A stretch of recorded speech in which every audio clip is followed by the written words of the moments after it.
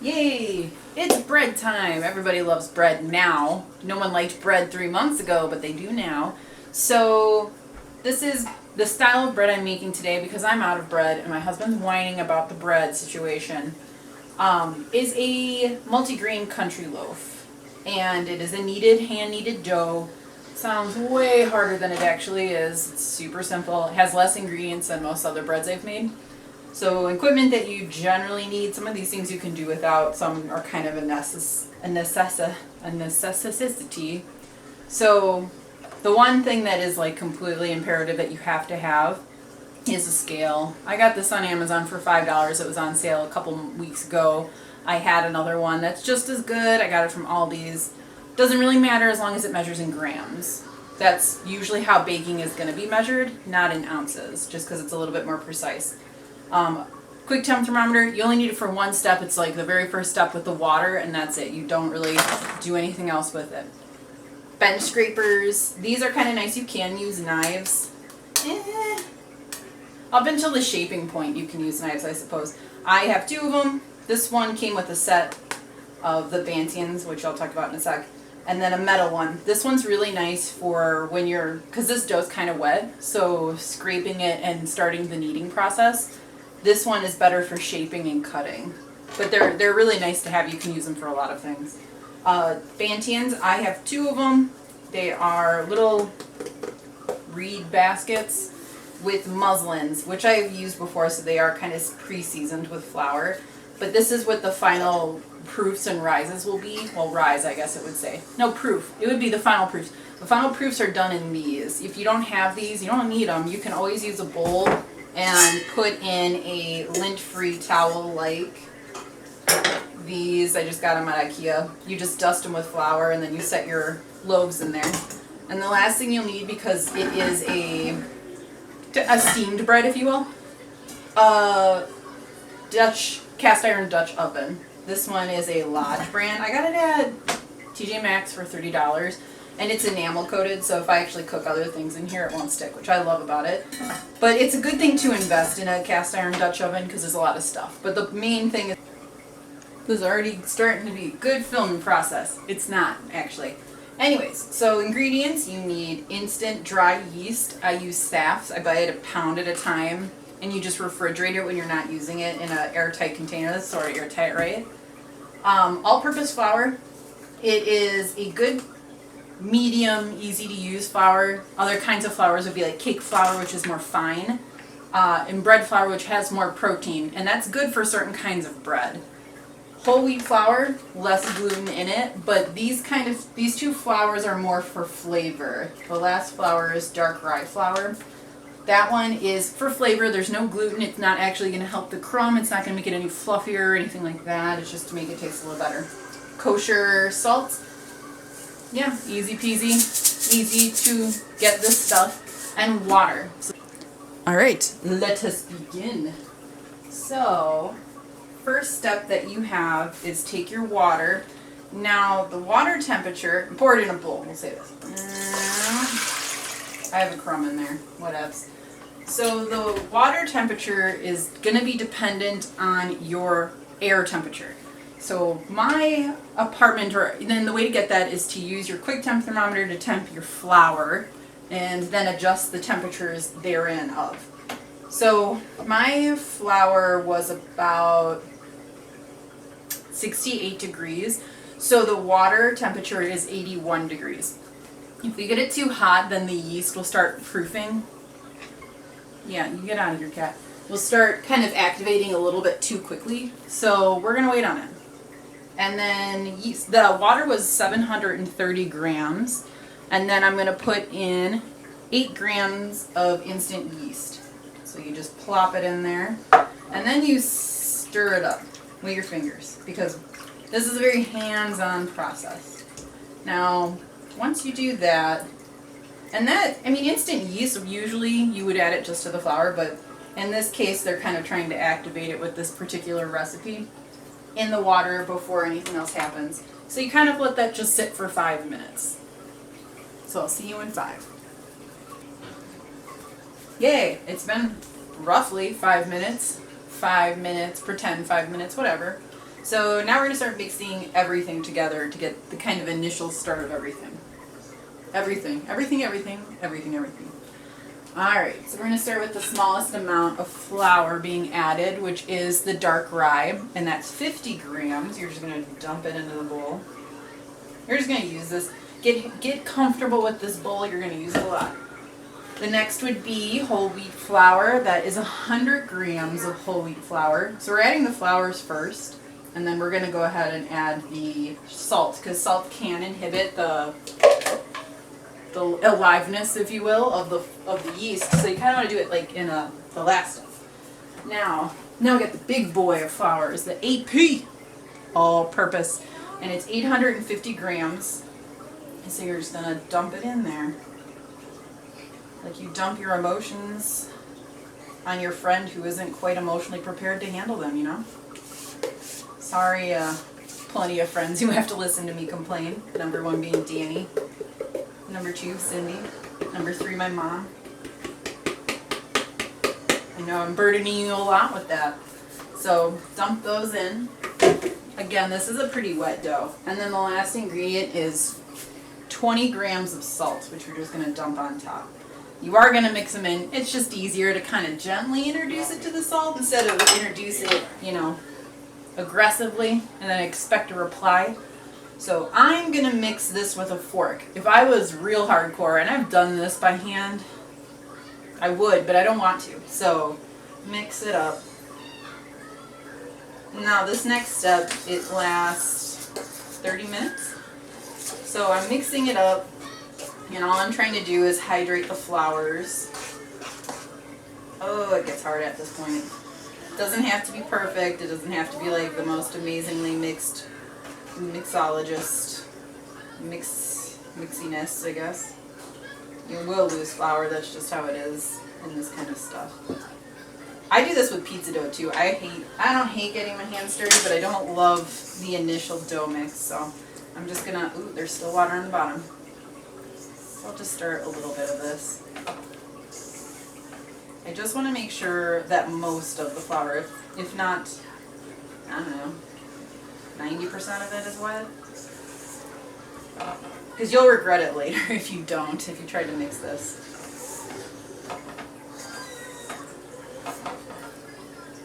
This is pretty therapeutic, actually. I find beating dough to be nice.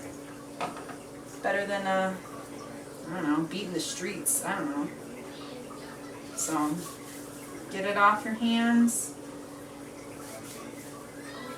as best you can.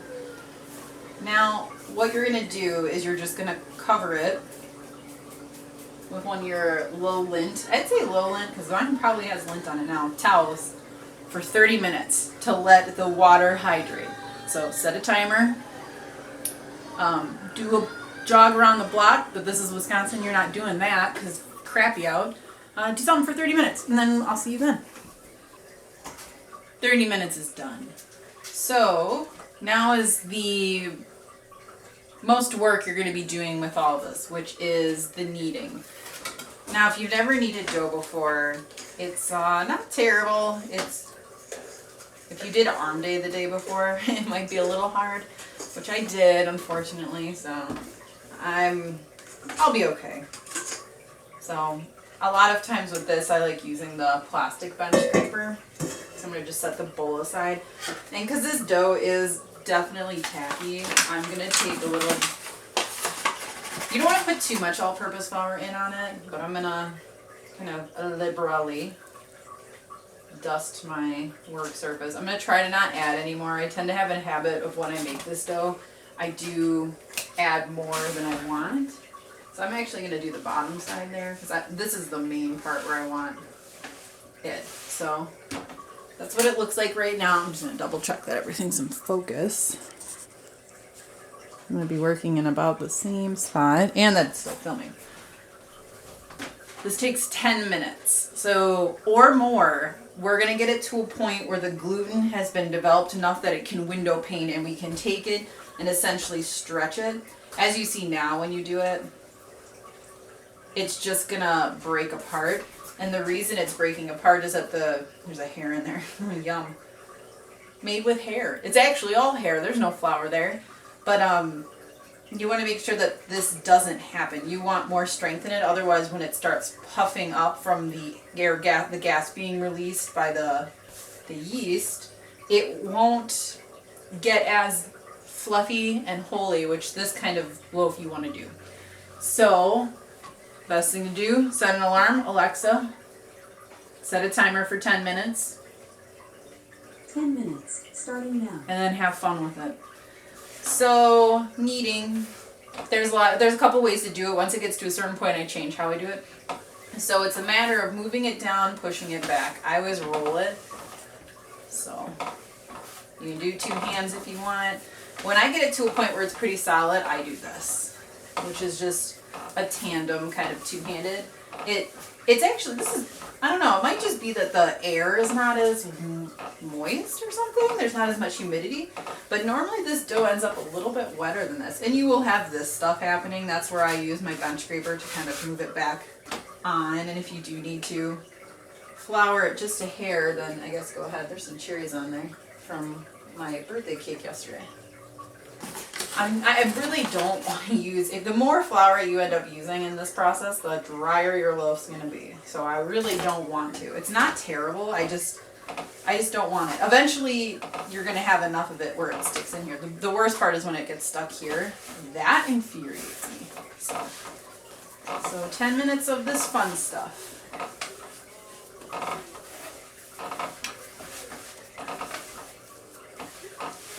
You can, and I've done this particular dough in my KitchenAid, my stand mixer, but it really doesn't make a difference. It's kind of cool. Not everybody has a KitchenAid, so I figured I would do it by hand.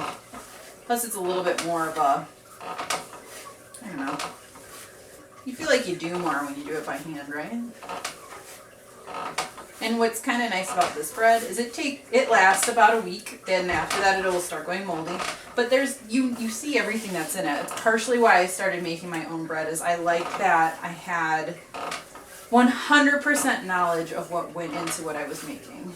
It wasn't a matter of, I'm not even one that ascribes to like that, I can't spell it, I can't eat it. No, that's not how I feel about food. But I made a Black Forest cake yesterday for my birthday, and there's some cheese on my cutting board still. I mean, not cheese, cherries. And I like my bread savory, so that's kind of gross. But I don't mind if there's stuff in bread or, food that I don't understand what it is. Sometimes that's okay. But when stuff is stabilized out of this world, then I'm like, nah, not as interested in it. So these wetter breads like this one, it relies on the steam inside the Dutch oven to get the crust going. So adding more flour is it's starting to get to the point where it's so hydrated, I am going to have to keep adding more flour, annoyingly enough. But, and you can kind of see these are gluten strands happening. So you're developing that strength a bit with the kneading process. The thing I hate doing, adding more flour, but I won't be able to knead it otherwise.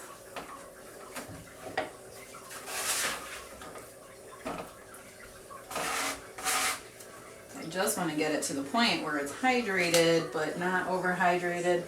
And like real bakers, you'll see them talk about hydration levels in dough. I'm not that hardcore.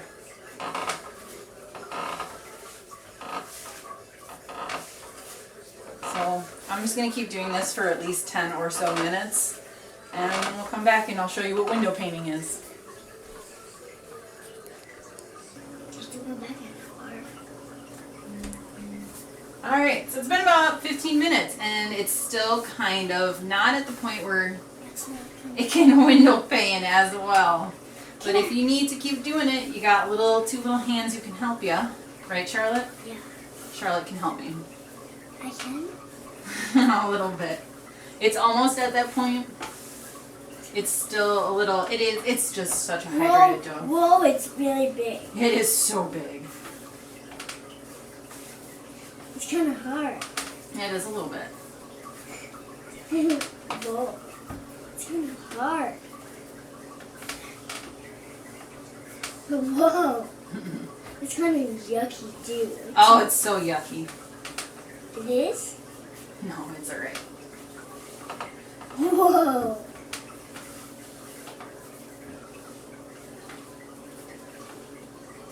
Ah, got stuck to my hand. Oh, it's sticky. Yeah, it's Almost done though. I think it's already pretty good. I can feel like the gluten strands starting to relax a little bit and strengthen. And what I mean by it is the stretching that you're seeing occurring. Nope, no squeezing. Whoa. Alright, you can go watch Pocahontas? Oh, it's kind of fat. It is fat. So this is kind of the end of it. You're looking for it to get, so window painting is when you start to be able to stretch it like this. It is going to have a little bit of breaking and it'll continue to build. Mama? Sure. Go in the living room, please. Okay.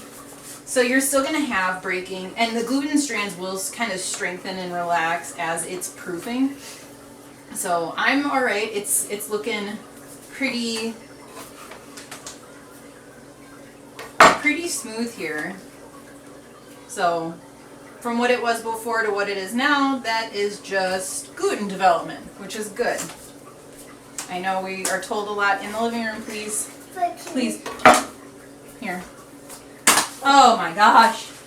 She wants the homemade chocolate chip cookies I made. Alright. Go enjoy Pocahontas.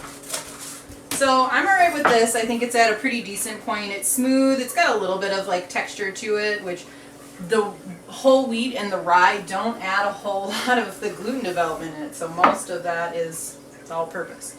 So I'm gonna pick it up. Doesn't need to look beautiful anywhere.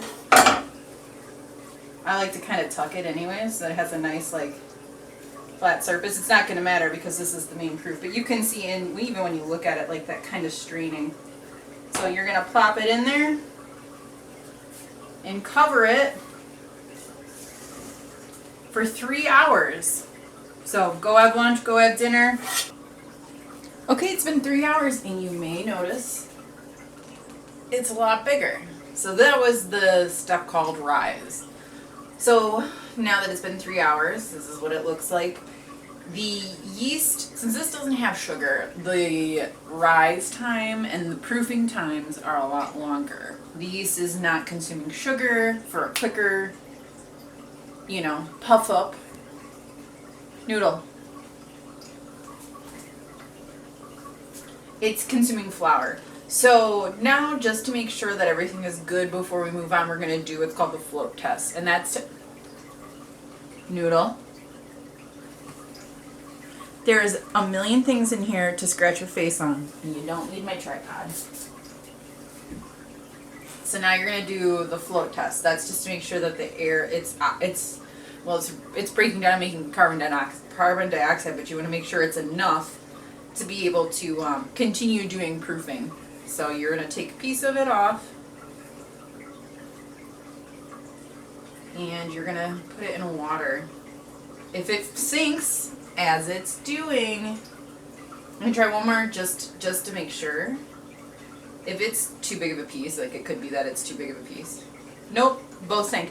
That means that it's not proofed or risen enough. It doesn't have enough oxygen in it. So we're going to come back in 30 minutes. It's a little chilly here, so we're going to come back in 30 minutes and see what's going on then. If it does float, then we can go ahead with shaping it.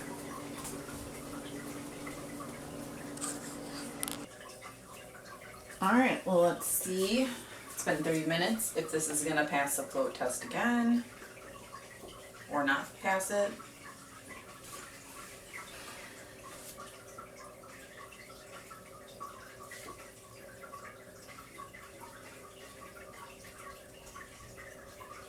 Nope, so it's gonna be, you know what? If I keep letting it go, honestly, what's gonna end up happening is it's gonna overproof and I'm not gonna be able to get oven spring. So we're just gonna go with it. It's not passing the float test, but ideally, because it's still sort of wintry here, ideally you wanna go ahead and pass the float test with this first rise before you do anything. But we're going to skip that as of now because I know it's going to end up overproofing. It's chilly here, so that doesn't help. So what we're going to do, and it's definitely doubled in size. That's usually the indicator, but that was just, and you can already see there's a lot of air pockets in there. But yeah, we're not waiting 4 hours for this to get to a float test standard. It should be fine. But normally you do want to wait. So I'm going to pull it out and I'm going to start shaping it. Removing these from bowls, I like this little plastic bench scraper better. I feel like it's just easier to use in that application. So, hit myself in the face. Smells, it totally is proofed enough. When it gets to a point where the yeast is kind of hitting the end of its life, it starts to smell like alcohol, which some people love, but my kid's eating this, so she doesn't need any of that. Alright, so now we're going to cut it in half because this makes 2 loaves. And that's where this one's going to work well. And then, because there's like a skin on the other side of that from where there was more air exposed, I'm just gonna do that side down. That's gonna end up being the top. So I'm just putting this down because we're gonna start shaping it a little bit. We're not gonna go, it's not gonna be like the most tight shape. So, okay, so my camera cut out when I started shaping these. Cool, that's cool. It's not, that's dumb. So what I did was I took there was like there was a skin on the top of the, where I cut it in half. So I flipped it back over to where the tackier side is. And I took my bench scraper and I essentially just moved it underneath here until I formed these, what bread shapes are called boules. So this is just the first shaping, so I just you can move it like this on a pretty, when it's not floured surface, and it'll pull the tension on it. But otherwise, normally what I do is I take this and I push it under until a tension forms, and you'll start seeing like gluten strands showing here. That's just the tension from it. So you want to shape them both into these shapes, and then you cover it with a kitchen towel for 30 minutes, and then you do a final shape. So, screw my camera, it sucks. Huge donkey balls, but yeah, there we go. So we're gonna let these rest now that they've been sort of pre-shaped, and then we'll shape them again. Yeah.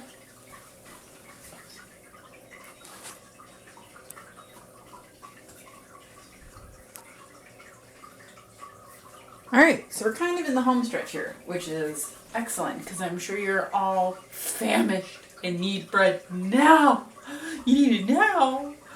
Anyways. So what we had done was bench rest. Now what we're doing is called final shaping. And then the next step after that is baking. So I'm going to move that one over. So final shaping, you're going to take your loaf, flip it over. This is what I'm seeing now is actually going to be the bottom of it. So you're going to do a series of folds. So you're going to pull up, pull down, and you're going to do sort of like a letter. Like that. And you're degassing it slightly, but not like a ton. So in, and then this guy. So you're going to have like little peaks here. That's totally fine. When it's in the oven, what's going to end up happening is it's going to end up sort of releasing steam there. So we're going to flip it over. Now I have it in a square shape. So I'm going to reshape it.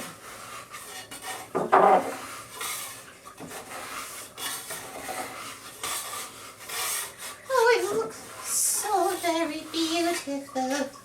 And it's going to do its final proof. So I want it kind of tight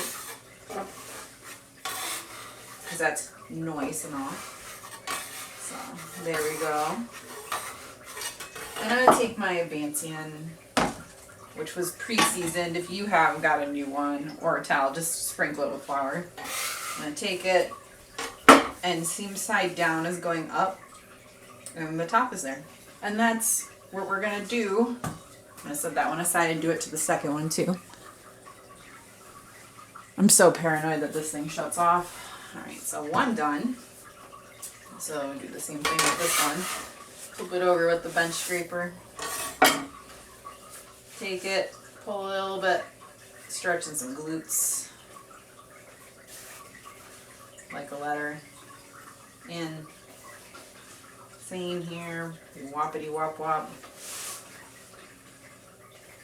And now at that point, like if I had done this at first, it would have just... Okay, camera cut out again. Why does it keep cutting out? Anyways, I shaped it and I covered it, and we're going to cover it for an hour. The recipe calls for an hour to an hour and a half. With the temperature of my kitchen, I should let it go to an hour, but what ends up happening, because I only have one Dutch oven, what's going to happen now, the reason I'm cutting some of the proofing things short, is that there's a thing that happens when you put this in the oven, which is the final action the yeast does before it dies, which is called an oven spring. And if you overproof it, it does an oven spring, so it kind of collapses in on itself. So to avoid that, I am going to have these guys proof only for an hour.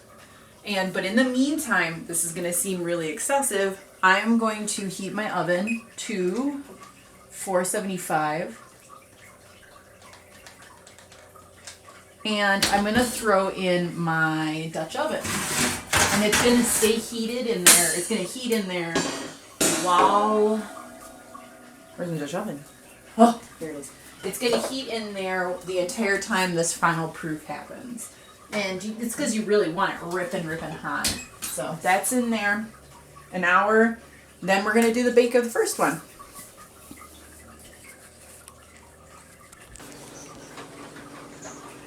Okay, last step and second rule, because I made the first one but the camera stopped recording because I guess that's how cameras work now. So, nice and puffy. I'm going to turn it over here on the parchment paper, and I'm done with the paint again. So now I'm going to score it, because what happens in the oven is as the yeast is dying, it expels more carbon dioxide. And it'll spring up. If you don't cut it, it'll just kind of spring how it wants to. So at least you're kind of directing where you want it to go when you score it. So I'm just going to take it and just do a little bit of a score here and a little bit of a score here. And I already pulled out my hot cast iron, so I'm just going to plop it in there gently. And then I'm going to take the lid and cover it up. And then you're going to bake it in the oven at the 475 for 25 minutes. I pick like middle of the oven just so that it doesn't scorch on the bottom. So yeah, we'll see that in 25 minutes.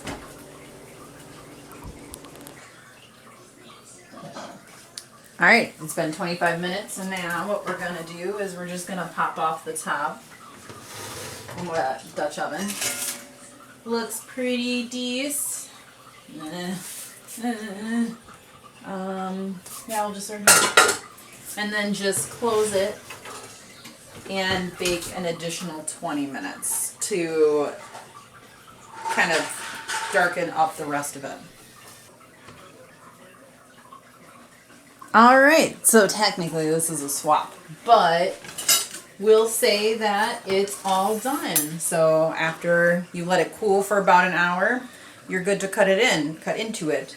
So what I like to do, it is a country loaf, so it is meant to be very crunchy. This is a little bit warm still, so